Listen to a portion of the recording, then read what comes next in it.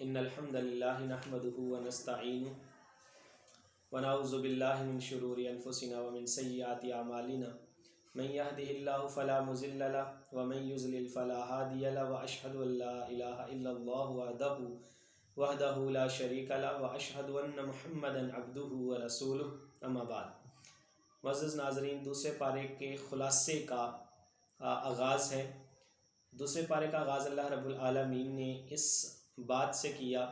کہ جو قبلہ تھا پہلا، اس کو بدل دیا گیا۔ پہلے مسلمان 17 مہینے تک بیت المقدس کی طرف منہ کر کے، چہرہ کر کے، رخ کر کے نماز پڑھتے رہے۔ اس کے بعد اللہ رب العالمین نے قبلے کو بدل دیا۔ مفسرین نے لکھا ہے کہ قبلے کے بدلنے کے اندر 2 حکمتیں تھیں۔ پہلی یہ تھی کہ اللہ تعالیٰ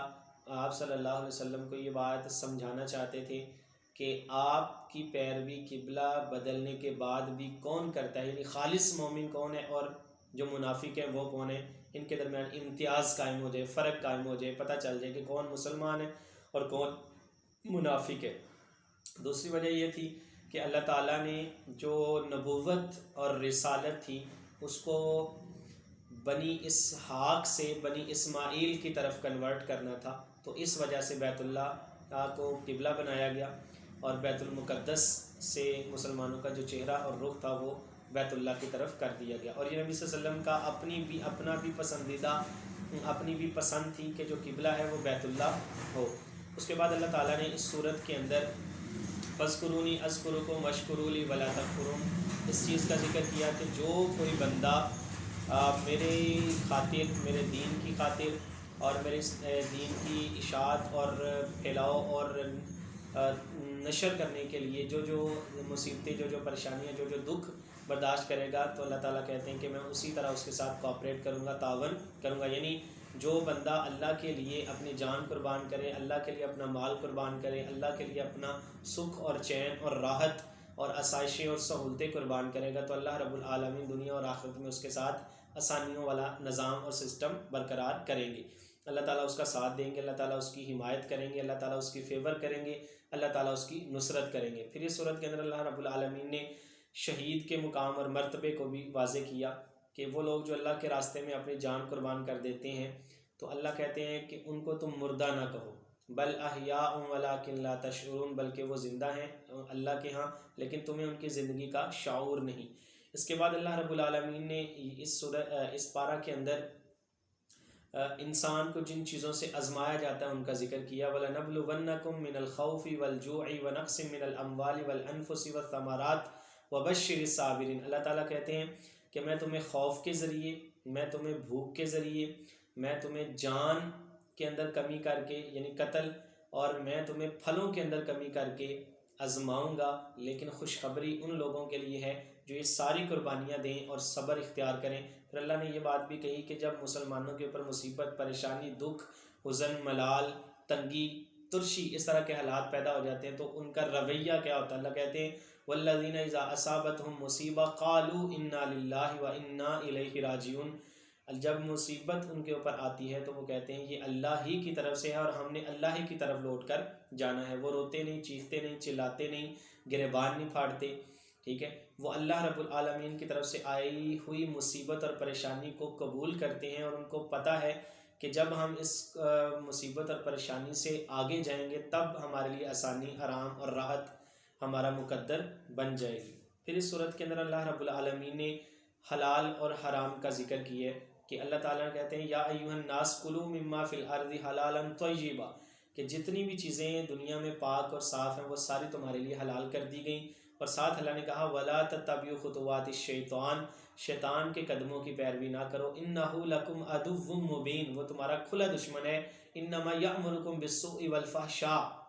وہ تمہیں برائی کا اور فحاشی کا حکم دیتا ہے۔ جب تم اس کی پیروی کرو گے تو وہ تمہیں صراط مستقیم سے گمراہ کر دے گا، صراط مستقیم سے ہٹا دے گا، اللہ اور جنت کے راستے سے تمہیں دور کر دے گا، جہنم کے راستے کے تمہیں قریب کر دے گا۔ پھر اللہ نے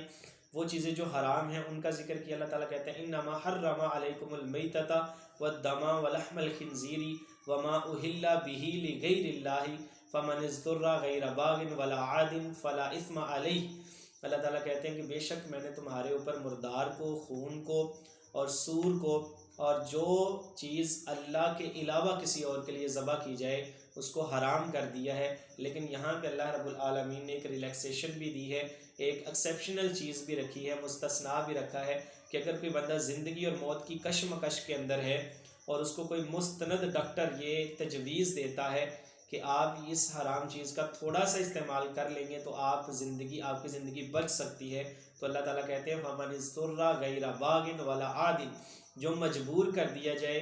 اور اس کا ارادہ بھی گناہ کرنے کا نہ ہو اور وہ پسند اور شوق سے اس کو استعمال نہ کرے، تو اللہ تعالیٰ کہتے ہیں کہ بے شک اللہ تعالیٰ معاف کرنے والے اور بخشنے والے ہیں۔ اس کے بعد اللہ رب العالمین نے اس صورت کے اندر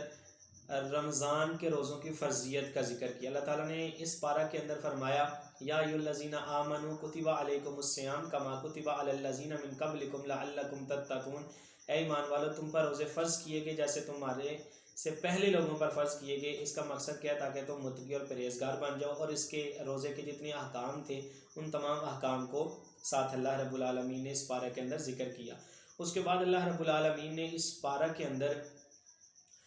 طلاق، عدت، نکاح اور ایلا، ان تمام چیزوں کا ذکر کیا۔ طلاق کے بارے میں اللہ رب العالمین نے اس پارے کے اندر یہ فرمایا والمطلقات یتربصن بانفسہن ثلاثۃ قروء، کہ جو مطلقہ عورتیں ہیں، طلاق یافتہ عورتیں ہیں، وہ 3 جو مہینے ہیں وہ ان کو 3 مہینے تک اپنے آپ کو روکے رکھیں، یعنی عدت گزاریں۔ اسی طرح وہ عورت جس کا خامد فوت ہو جائے تو اللہ تعالیٰ نے کہا کہ ان کے لیے جو عدت ہے وہ 4 مہینے اور 10 دن ہے۔ الا میں کیا ہے کہ اگر کوئی بندہ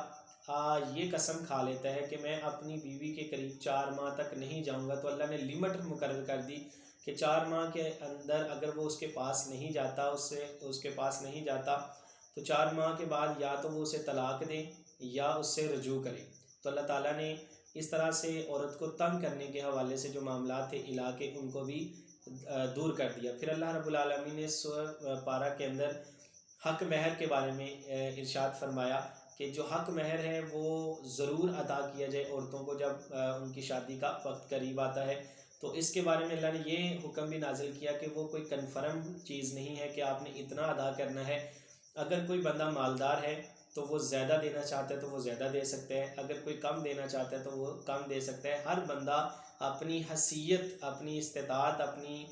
طاقت کے مطابق حق مہر ادا کرے گا۔ اس کے بعد اللہ رب العالمین نے اس پارہ کے اندر جہاد کے اوپر بات کی ہے۔ جہاد کے اوپر اللہ رب العالمین نے بات کرنے کے بعد مقصد اس کا یہ بتایا وَقَاتِلُوهُمْ حَتَّى لَا تَكُونُ فِتْنَةٌ،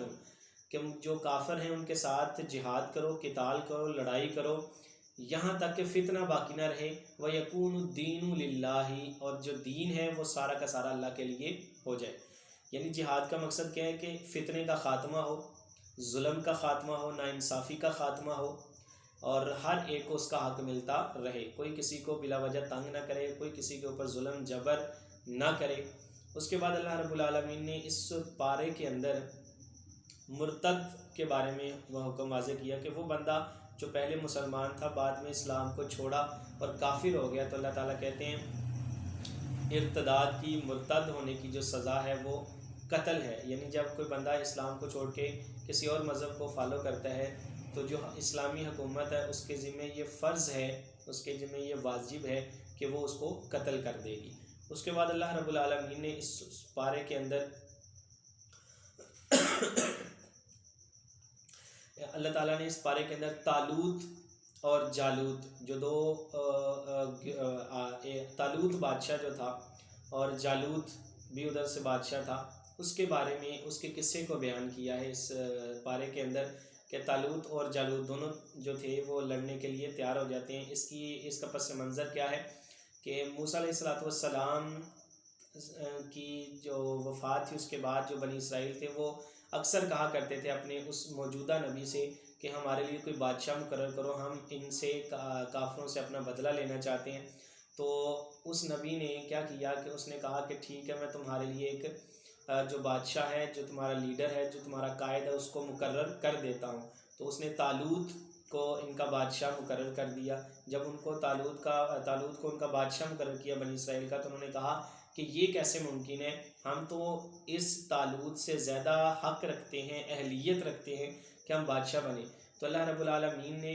بادشاہ کے لیے، حکمران کے لیے، خلیفہ کے لیے، قائد کے لیے، لیڈر کے لیے 2 چیزوں کا ذکر کیا، اور اللہ رب العالمین نے جن 2 چیزوں کا ذکر کیا وہ 2 چیزیں کون سی ہیں؟ اللہ نے فرمایا وَبَسْطَةً فِي الْعِلْمِ وَالْجِسْمِ، کہ جس کو اللہ تعالیٰ نے علم کے اندر ترقی دی ہو، علم کے اندر اضافہ ہو اس کے، اور دوسرا وہ پاورفل ہو، طاقتور ہو، اس بندے کو ان کاموں کے لیے، لیڈرشپ کے لیے، قائد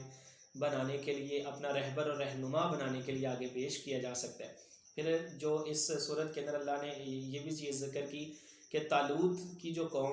فوج تھی یا سپاہی تھے یا لشکر تھا، ان کی تعداد کم تھی،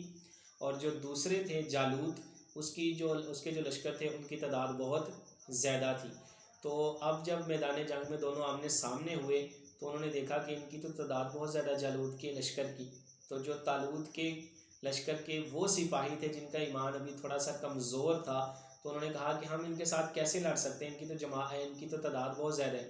تو وہ طالوت کے لشکر کے اندر جو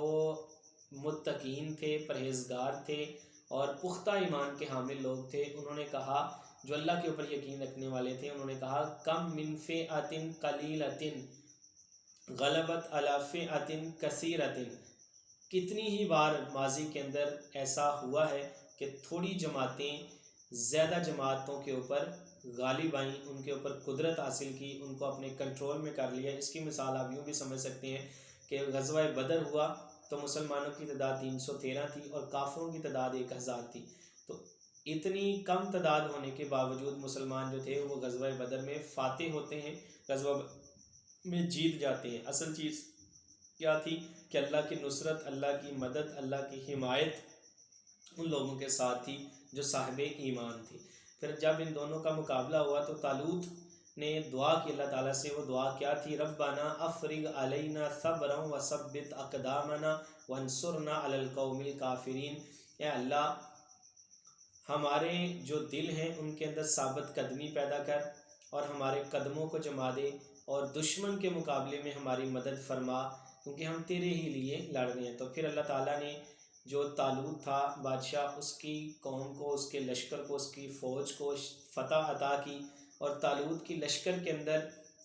داود علیہ السلام تھے جو سپاہی کے طور پہ لڑے تھے، جنہوں نے جالوت کو ختم کیا۔ تو جالوت کو جب انہوں نے قتل کیا تو اس کے بعد اللہ رب العالمین کی طرف سے بادشاہت جو تھی وہ داود علیہ السلام جو اللہ کے پیغمبر رسول تھے ان کو عطا کی گئی۔